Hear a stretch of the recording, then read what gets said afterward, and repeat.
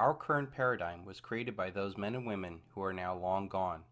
Their sacrifice and dedication made it possible for the United States to become the world's lone superpower. Almost 40% of the economy had something to do with agriculture back then. Now it is less than 3%. Back then, people could farm on their own gardens, raise their own livestock, and take care of themselves.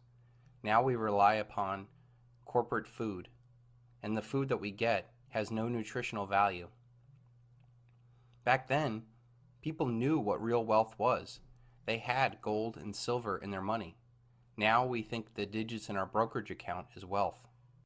Back then, people had a strong family and community support systems to help them. Multi-generational housing was very common. Now we live little lives of narcissism. Our families have been split up and divided and conquered. Back then, people had strong spiritual strength. Now we have chemically induced denial. Back then, people were of fit body and strong mind. Now we're obese and willingly ignorant.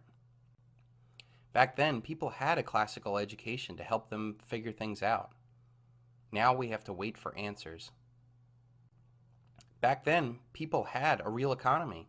Now all we have is a consumer debt economy. Back then, people did physical activity for fun. Now we have entertainment that turns our minds and our bodies into mush. Let's take a few seconds to look at some of the faces of the Great Depression. Look at the faces of these people and ask yourself, do you think that if given a chance to do something different than the path they chose before the Great Depression, they would? Do you think that these people were aware and prepared for a collapse? Do you think that they had the mental or physical assets in place to deal with this new paradigm? Do you think that you are better than these Americans? If you think it's hard to hear your child cry when they don't get their way, wait until they can't get food. If you think it's hard to get a job in this economy, wait until there is no economy. Can you imagine strapping all your family's wealth into a car and then traveling across country with the hopes of actually finding a job? Right now, the average American is actually worth less than a Bangladeshi peasant. The reason why is because that peasant does not have trillions of dollars worth of debt tied around their necks. They may be poor, but they're not in debt.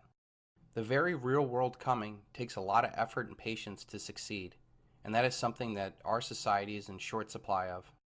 While tent cities are popping up here and there, the real crippling of poverty is just getting started. The generation that made it through the Great Depression would often say, "We didn't have much, but we had each other." This stands in stark contrast to today, where we have so much, but no one to share it with. We can survive anything together, but when the average American family has been divided and conquered, we have very little hope. The generational support system has been ripped from our human experience, and it is a key of getting back on our feet. Emotionally tough people can make it through anything. They can move on and adapt. But emotionally weak people break because they've never been challenged. Those that have been bred to thrive in a collectivist paradigm, to do as they're told and not ask questions, will be left destitute when there is no one to tell them what to do as the paradigm collapses. Only those with the power of critical thinking will be able to adapt to this new reality. Physical poverty is one thing, but mental poverty is quite another. Everything you know is probably dependent upon this paradigm. Ask yourself this question: what real value do you have to a post-dollar collapse environment? How many men sacrificed time with those that mattered, chasing after an illusion that failed them the moment they reached for it?